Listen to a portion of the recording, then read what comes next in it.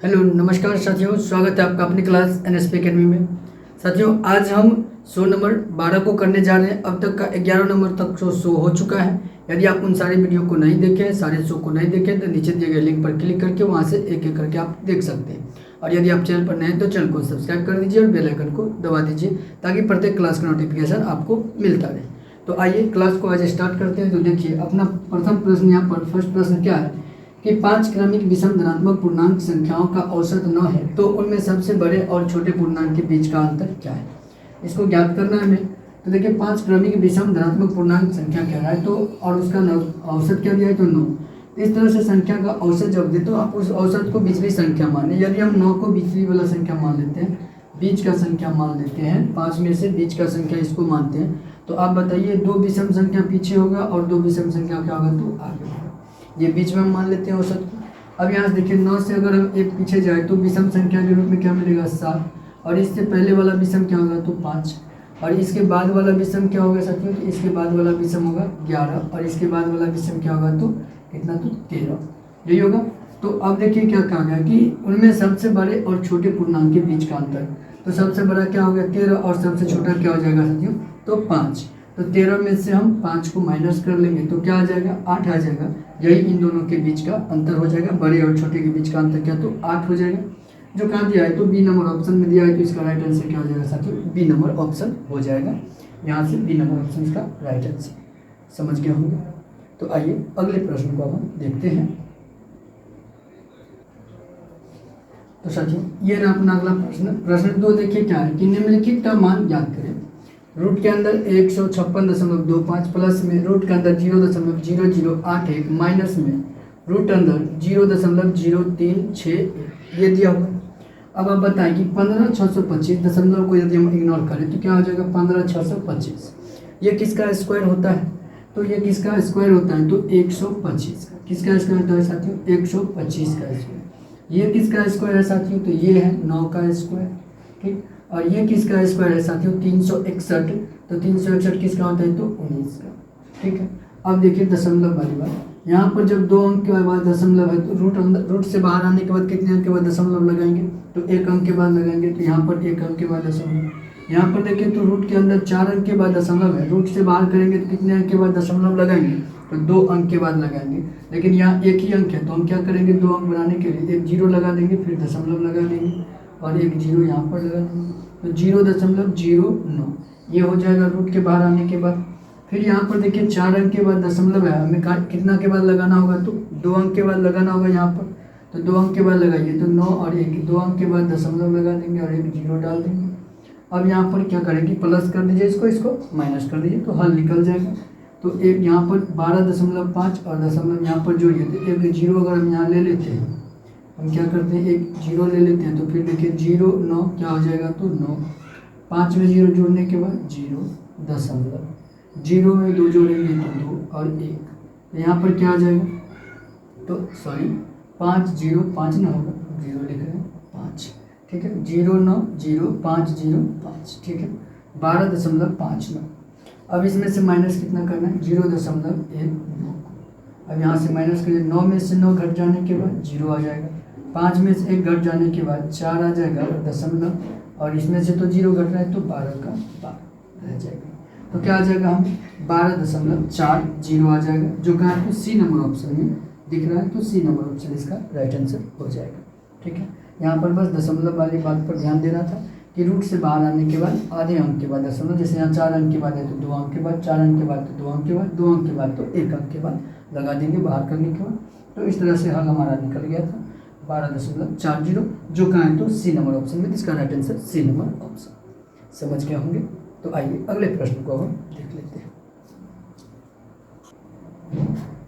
तो आइए साथियों प्रश्न नंबर 3 को पढ़िए। यहाँ पर क्या है कि 200 मीटर लंबी एक ट्रेन 36 किलोमीटर प्रति घंटा की चाल से चलकर एक पुल को 55 सेकंड में पार करती है, तो उस पुल की लंबाई कितनी है।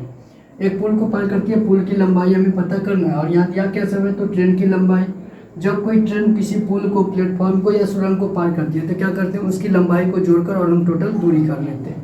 तो यहाँ पर यदि हम कुल दूरी की बात करें तो कुल दूरी क्या हो जाएगा इसके लिए, तो इस प्रश्न के लिए कुल दूरी हो जाएगा 200 मीटर हो जाएगा इसकी ट्रेन की लंबाई, और इसमें प्लस क्या कर देंगे, तो हम पुल की लंबाई जोड़ देंगे। तो मान लेते हैं पुल की लंबाई x मीटर है, हम x मीटर मान लेते हैं पुल की लंबाई, तो इसमें x जोड़ देते हैं। ये हो गया क्या, तो कुल दूरी हो गया।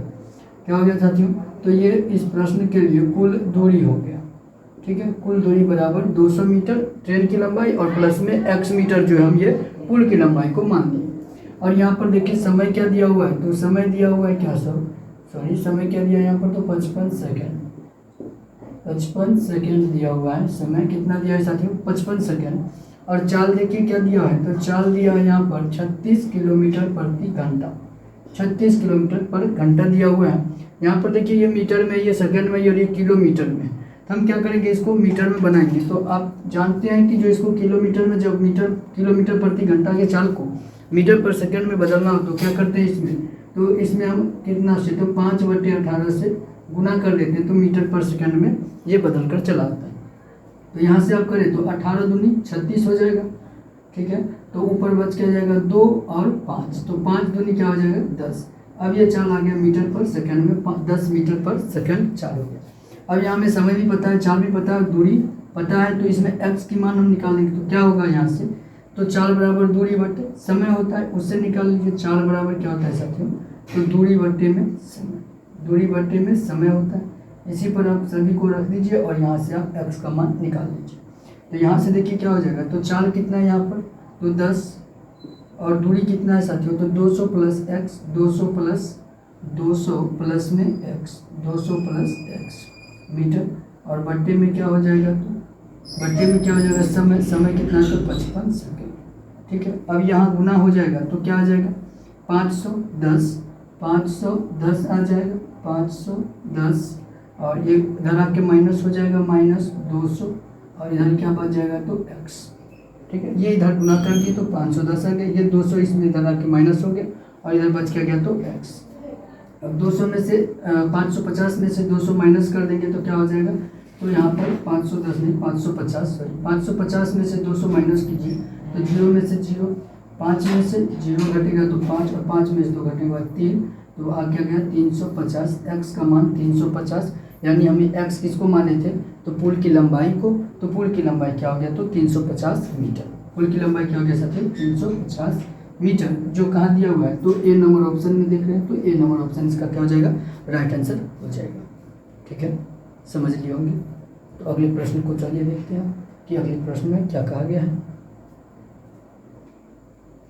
आइए साथियों, प्रश्न नंबर 4 को आप पढ़िए। क्या है कि एक वर्ग का परिमाप 60 cm है, 9 सेमी चौड़े एक आयत का क्षेत्रफल वही है जो वर्ग का है, तो आयत की लंबाई कितनी है।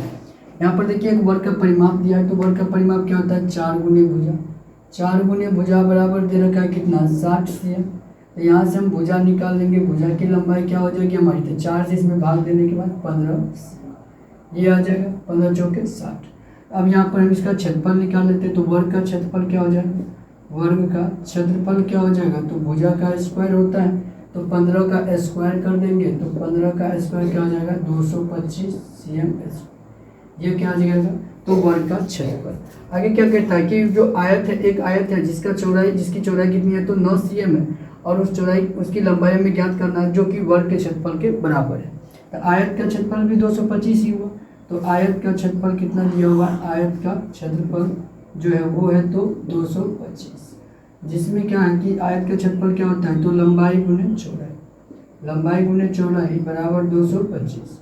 लंबाई हमें निकालना है, चौड़ाई दे रखा है 9, तो यहाँ से लंबाई और चौड़ाई क्या हो जाएगा 9, 225, तो लंबाई बराबर क्या हो जाएगा, ये 9 जाके उधर भाग में, तो 225 और बट्टे में।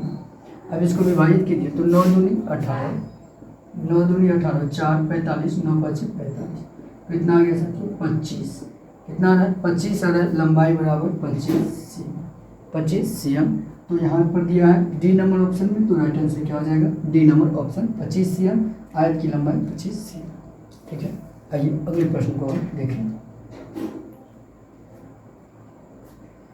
आइए साथियों, प्रश्न नंबर 5 पढ़िए। क्या दिया है कि यदि 12 आदमी प्रतिदिन 9 घंटे काम करके एक दिन में 2400 रुपये कमाते हैं, तो 9 आदमी 8 घंटे प्रतिदिन काम करके 7 दिन में कितने रुपये अर्जित करेंगे। तो इस तरह के प्रश्न को बनाने के लिए आप इस चीज़ को याद रखें कि M1 D1 और क्या तो MD और क्या रखेंगे तो यहाँ पर टी, MDT और नीचे में डबल और बराबर में रखें M2 गुने में D2 और गुने में T2 और बटे में W2। कहेंगे यहाँ क्या है तो M मैन, D से डे, T से टाइम, वही वर्क, यहाँ पर कितना काम किया गया, क्या काम किया गया, कितना काम किया गया। जैसे यहाँ पर देखिए कि M1 क्या है तो 12, D1 क्या है तो देखिए डे कितना है तो 9 घंटे का काम करेगा, कितना दिन तो 1 दिन, तो 1 दिन, टाइम कितना लिया 9 घंटे, और वर्क क्या हुआ तो यहाँ पर 2400 रुपया कमाया, कितना काम क्या हुआ तो 2400 रुपया कमाने का। और बराबर में क्या हो जाएगा तो M2 क्या है साथियों यहाँ पर देखिए तो 9, और D2 कितना है तो डे देखिए क्या है कि डे 7 दिन, और टी कितना है तो 8 घंटा, ठीक है। और बटे में W2 हमको याद करना है कितना कमाएगा तो W2 वर्क हमें यहाँ पर निकालना है। तो 9 से 9 तो कट जाएगा, यहाँ पर 12 दूनी में 24, 200 हो जाएगा, W इधर आके गुना हो जाएगा W2, बराबर में क्या हो जाएगा ये 200 उधर गुना होगा तो 8 साथे 56, 56 दूनी 112 और डबल 0, ठीक है। तो कितना हो गया 11,200 रुपया, 11,200 रुपया बहुत ज़्यादा निकल गया। W2 बराबर 11,200 रुपया, यानी क्या तो 9 आदमी जो है वह 7 दिन तक 8 घंटे लगातार काम करेगा तो क्या 11,200 रुपया कमाएगा, जो सी नंबर ऑप्शन में है। तो right answer C number option, ठीक है। तो साथियों आज का क्लास आपको कैसा लगा कमेंट करके जरूर बताएं, अच्छा लगा हो तो लाइक कर दीजिए, दोस्तों के साथ शेयर कर दीजिए, चैनल पर नए हैं तो चैनल को सब्सक्राइब कर लीजिए और बेल आइकन को दबा दीजिए। तो आज के लिए यहीं तक, अंत तक बने रहने के लिए आपका बहुत बहुत धन्यवाद।